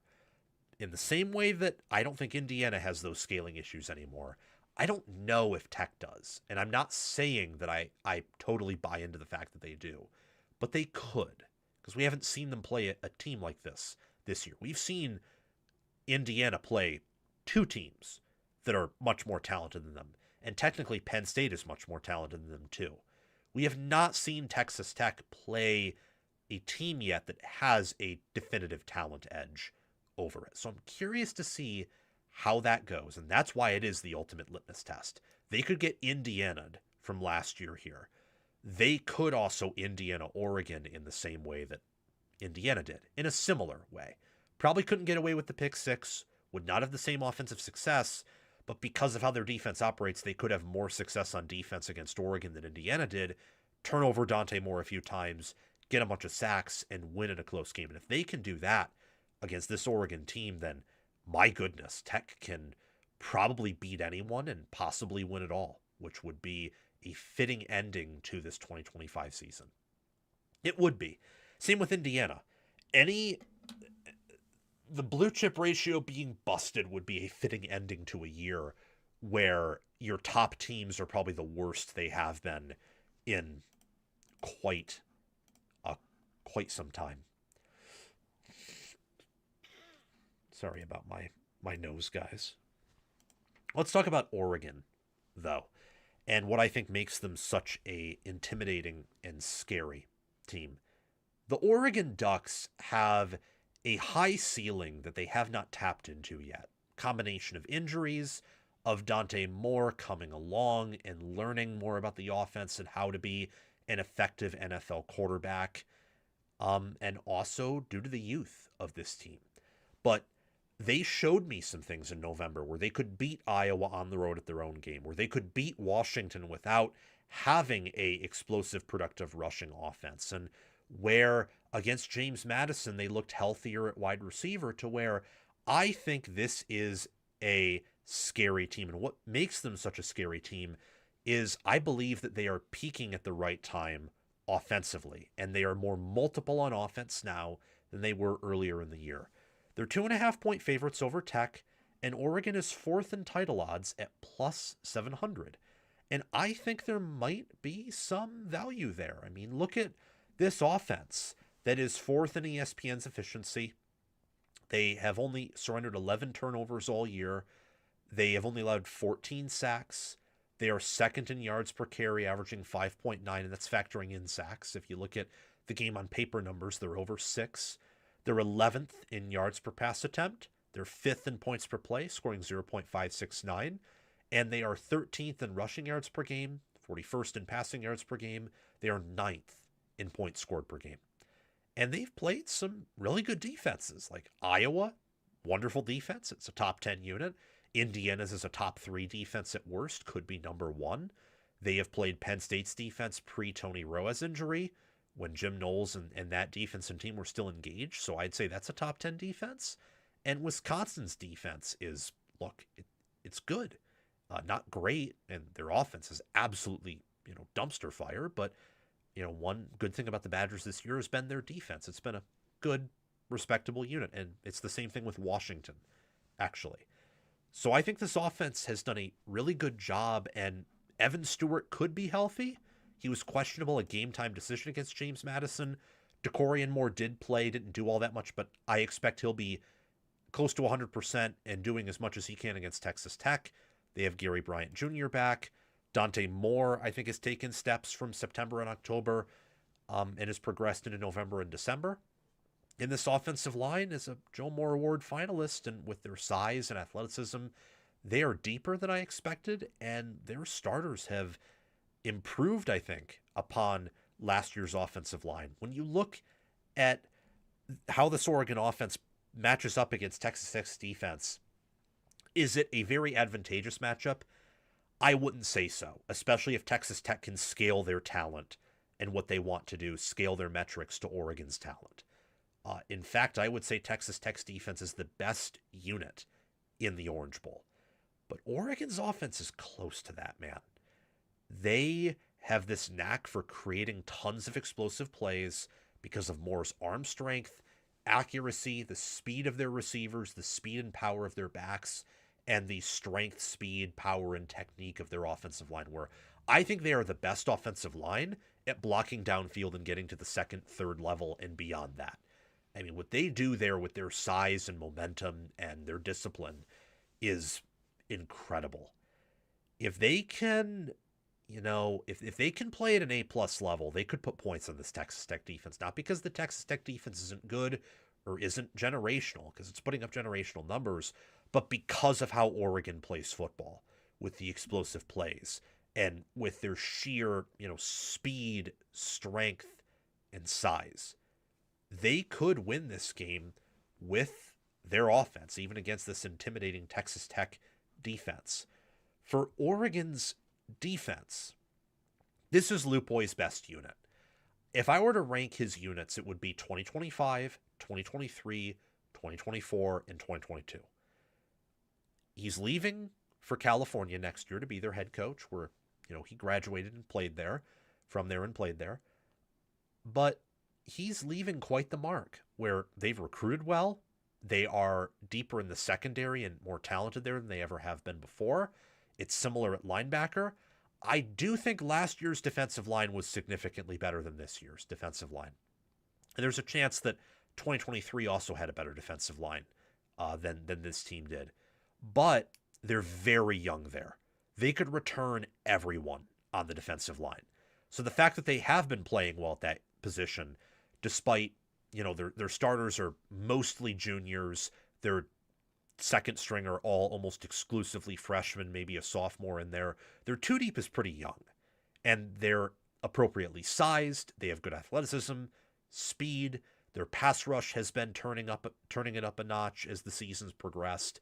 I mean, their pass defense is great. I think it's a little bit overvalued in metrics due to their schedule, but I still think it's great. I believe their run defense is overrated, where they don't get a ton of TFLs, nor do they get a ton of sacks that push down those numbers, but they do not allow explosive runs. They're the fifth best defense per ESPN's FPI efficiency metrics, and they're top 25 in yards per pass attempt, yards per rush attempt, points per play. They're actually 10th there. Passing yards per game, they're top 25 in rushing yards per game allowed. They're the 8th best scoring defense. Their weakness would be they only have 25 sacks and 17 takeaways, but I do think this is one of the better defenses in college football, and they have a big edge in theory over Texas Tech's offense. I think Texas Tech could get them wide receiver against Oregon's corners, especially Brandon Finney Jr., but Oregon could also bite them back there because of the talent they have, and they have Thieneman and Kennedy and Obadegwu, who've been much more balanced and have been the better part of that secondary. One thing I do know for sure is that Oregon should be able to stop the run pretty well here, and they should be able to, on an EPA per play and on a success rate basis, absolutely dominate this Texas Tech offense. And that makes Oregon scary, because let's say they nail the explosive plays offensively, and they're scoring on this Tech defense, and say that they are really limiting this Tech offense, and say they win by double digits here. With how high Texas Tech's power rated, with where they are in efficiency metrics, with where they are in EPA metrics, and with how this defense is comparable to Indiana's and how they're comparable to Ohio State's, if they can control this team, win dominantly, I think there is a pathway for that to happen, then you might love Oregon in that rematch against Indiana.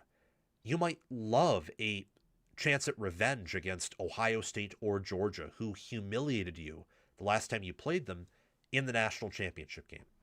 And that's what I like about Oregon here, is their upside and their ceiling. And the fact too that, say they don't get it done this year, next year they could return everyone and be the favorites to win it all. What Lanning has done from a recruiting and developmental standpoint is nothing short of elite. They have turned Oregon into an NFL factory, into a college football powerhouse, and there is a chance here where if they can create scaling issues for Tech, and if they can create these big plays that they have been able to create against a lot of defenses, and at least one time against every defense they've played, if they can replicate that, if they can perform well on defense and shut down Tech, they could continue a hot start to the college football playoff where they dominated James Madison by more than I think the scoreboard indicated.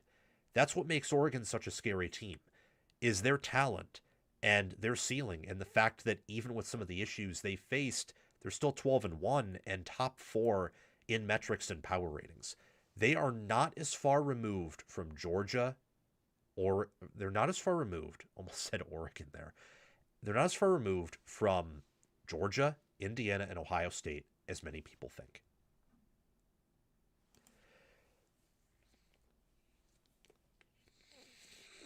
Okay. Now we can get onto this topic about Indiana. We do that, then I got to immediately shut this down, and then I am going to send this to my laptop so I can take it over to my parents' house, and I'll edit videos there whenever I have the time. So let's get to that now. Let's talk about Indiana to close out this wonderful live show.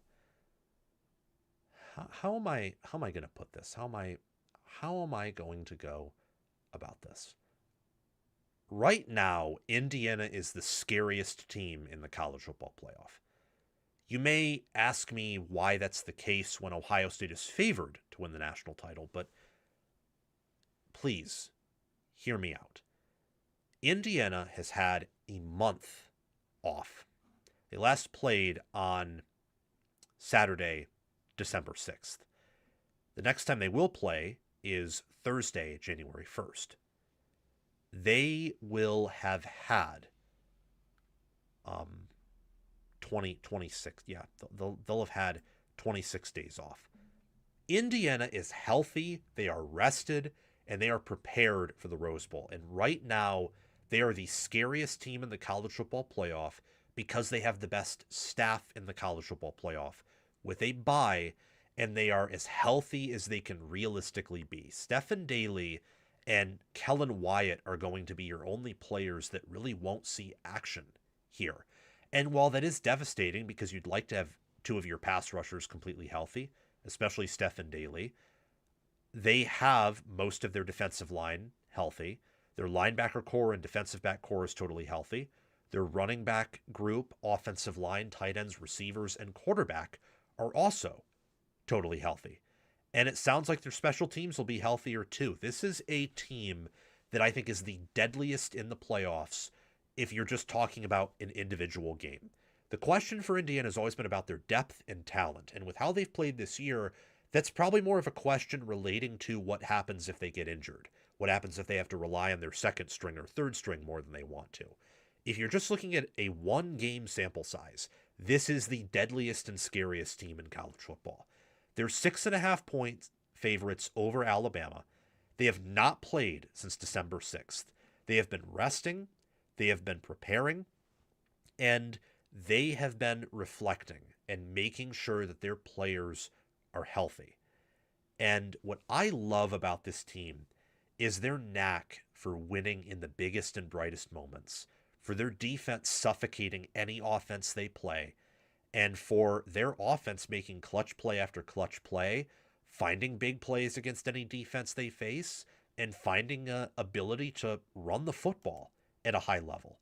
They are so multiple and so diverse at everything, and in a good way. They're not the master of none or diverse in the sense that they can do everything at a below average or average level. So, they have a high floor but no ceiling. No. They have a very high floor and a very high ceiling too. Look at the offensive metrics for Indiana. They're 4th in points per play. They're 6th in yards per pass attempt. They're 15th in yards per carry. They're 12th in yards per carry allowed, 25th in yards per pass attempt allowed, and 3rd in points per play allowed. That's nuts. They do a really good job bowing up in the red zone. They get you off the field quickly by setting you behind the chains and unleashing that vicious pass rush with stunts and simulated pressures and defensive back blitzes from one side or the other, or linebacker blitzes. Bryant Haynes this season, just looking at this individual season, has been the best defensive coordinator in college football.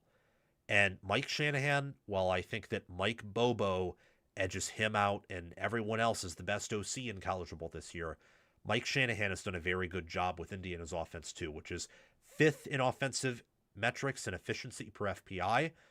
3rd is where the defense stands in ESPN's FPI behind Ohio State and Texas Tech, and they're 14th in special teams.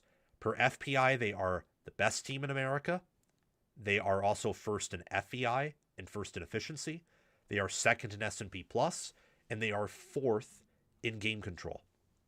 Indiana also has 3 of the most impressive wins in college football. 2 of them are in the top 5. We'll get to those later. Their win over Illinois, where they won 63-10, they tripled Illinois in total yards. They nearly doubled them up in passing yards. They had 310 more rushing yards than Illinois. They won the turnover battle. They tripled Illinois in first downs. They had 7 more third down conversions than Illinois did. They had 7 sacks to Illinois' 2, and they had nearly a 20-minute possession advantage. And Illinois is an 8-4 team who, look, is not great by any means. They're just above average. But winning in the fashion they did, where the game was never in doubt that Indiana was the better team, and by halftime it was already over, and they never really allowed Illinois to gain any type of momentum, was impressive. That was one of the most dominant performances I have ever watched in the Big Ten. And heck, even in college football. Post 2023 clock rules, to score 60 on anyone in that fashion, especially when Mendoza never played in the fourth quarter and they exclusively ran the football there and clearly made things more vanilla after halftime, that was that was insane. It is insane. It is impressive and the sign of an elite team. Their win over Oregon was more impressive in my mind. Same with the win over Ohio State because of the caliber of team they faced. Against Oregon, they only allowed 3 points. 3 points in that second half. The score at halftime was 13-10 Indiana. They outscored Oregon's offense 17-3 in the second half. Just Mendoza threw a bad pick six that probably kept Oregon in it a little bit longer than they should have been in it. Indiana won the turnover battle. Indiana won the rushing yards battle. They won the sack battle. They won the passing yards battle and yards per attempt. Oregon was in this game because of two explosive plays: the Malik Benson busted coverage for a touchdown and the pick six by Brandon Finney Jr. The explosive plays really hurt Indiana here in a game in which they otherwise dominated and effectively controlled, winning the first down battle 23-14, having about a wow, that's pretty crazy. Having a 6 minute and 20-second possession advantage. And again, Indiana had 6 sacks to Oregon's 1. And Oregon converted, yes, 3 out of 4 fourth downs, but they also did fail one early in the game that was really a tone setter, where Oregon tried to run it up the middle, and Indiana just stopped them and said, okay, yeah, we might weigh less than you, but we're just as strong, we're just as athletic, we're just as physical as you. And we're going to come into your house and beat you. And they did. And Oregon is 12-0 outside of that game, and they're third in FPI, third in FEI, fourth in S&P Plus, and one of the best teams in the country. That was an impressive win, especially on the road. Against Ohio State, Indiana, I would argue, probably played a better game against Oregon than they did against Ohio State. They had a bad turnover. They gave up an explosive play too. They also missed on some plays that I don't think they did against Oregon. They still won anyway. They did. And they had 5 sacks to Ohio State's 3. The TOP battle was pretty equal because Ohio State was able to figure some things out offensively in that second half, really in the, late, very late third quarter, most of the fourth quarter, but they couldn't cash it in because Indiana's defense was able to have a steadier rushing attack and really, more importantly, a steadier passing attack. They were able to hit a few explosives to Charlie Becker. They were able to hit a big play to Elijah Surratt. They made the plays that mattered the most. And that was really it. Just done. End of story. And Ohio State had some plays and made some plays, but was shut out in the second half and wet the bed in a few instances. And a lot of that had to do more so with Indiana than it had to do with them. And Ohio State entering that game and after the game, look, they were the national title favorite. They were favored to win this game. Line opened up at 6.5, crept down to, I think, 3.5. And Indiana in this game looked like the slightly better team with a slightly better coaching staff. It was a very even game, but one in which the better team on that day came out on top. And Indiana's starting roster looked, outside of receiver, just as athletic, just as strong, just as imposing. And that is what made this win very impressive, maybe in a different sense compared to the first two. Oregon shared some characteristics, but Ohio State just perceptionally is viewed as different than Oregon, even though I think those two right now are very similar. I think Ohio State's better, but not by as much as a lot of people think. But to overcome Ohio State, especially given the history of Ohio State versus Indiana, that was very impressive by Cignetti and by this staff and this roster. How this translate to the Rose Bowl? How does it? Well, think about it this way. Oregon, according to FPI, would be favored over Alabama by 5 points. According to early FanDuel odds, they'd be favored over Alabama by 3.5 points. So Oregon's viewed as the better team against Alabama, and pretty firmly so, if you're favored by 3.5, and then in other metrics even more than that. Ohio State would be favored over Alabama by 8 points, according to FPI. Indiana beat both of those teams. They handily controlled Oregon, and they were able to keep it within striking distance against Ohio State and do a good enough job controlling them in the second half to win. Indiana has also played in one fewer game. They are healthier than Alabama is, and they have definitively looked better throughout the entire season. Outside of a stretch in October where Alabama and Indiana honestly looked pretty close to each other, Indiana's looked like the far better team. They're better metrically. They are wonderful. Indiana is. And Alabama is a great team. They're a top 10 team. They are not top 5. And Indiana, at the very worst, is the third best team in America. At the very best, is the best team in America. Indiana, you see it on the spider chart. You see it on the offense versus defense game on paper numbers. Indiana is better on their offensive line than Alabama's defensive line is. They have better line yards. They do a better job in stuff percentage, in opportunity percentage, in rush EPA, in havoc rate, explosive plays. Their offense matches up pretty well with Indiana's defense, actually, especially when you consider that now that it's playoff time, if they want to run Mendoza a little bit more than they have, they can. And Mendoza's an effective runner, and Alabama's defense drops off at a higher rate than the average defense does, I think, when they play a mobile QB. When you look at Indiana's defense and how it matches up against Alabama's offense, it's kind of game over. I'm not saying that Indiana's guaranteed to beat Alabama. I don't think that's the case, and Indiana's not treating it that way. In fact, right now I would say the public is on Alabama when looking at perception and what I'm seeing on social media. I think the public is on Alabama here. Could be wrong. Indiana, their D-line should eat Alabama's offensive line for breakfast, even with the injuries they have. They are better at, setting the edge, at winning the point of attack. They are more physical. They're not as big, but my goodness, Alabama's offensive line is they're big. And they always have been this year and last year. It hasn't meant a damn. They can't run the ball. They can't get blocks.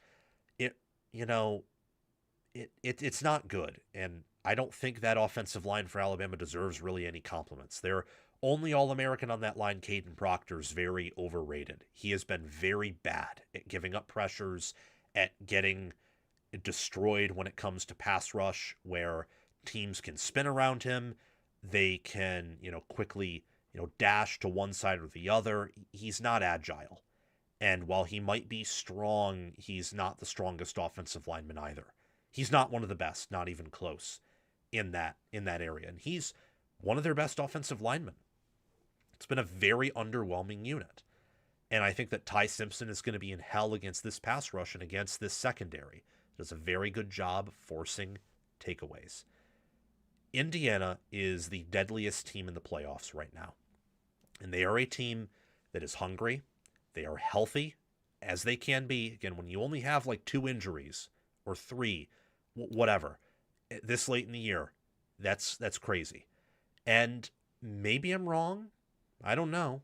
But there might be a chance, given how long the season is, that you see one of those defensive ends back by the national title game if they make it. And Mendoza's the best quarterback right now in the playoffs. Indiana, I think, has the best offense in the playoffs right now, the most multiple offenses, either them or Georgia. They have, I think, the best line of scrimmage. It's either them or Georgia or Oregon in the playoffs. And I would say it's ahead of Oregon's because the D-line, and it could be ahead of Georgia's too because their numbers and metrics are far better there than Georgia's are. And they have the best coaching staff too in the playoffs overall. I don't know about head coach because I still have a lot of respect for Smart and don't want to move him off of number 1 before the year ends. But they have the best staff right now in the playoffs too. That combination with their strength, athleticism, conditioning, endurance, with everything that they have done up to this point, which proves they belong. They don't have issues scaling talent. They are a wonderful team. That makes them deadly. And I think on an individual game basis, the best team in the playoffs and the scariest team in the playoffs. Okay, that's it, guys. Got to go now. Got to upload this. That's all I have to say. Thank you so much for watching. I will see you all very soon.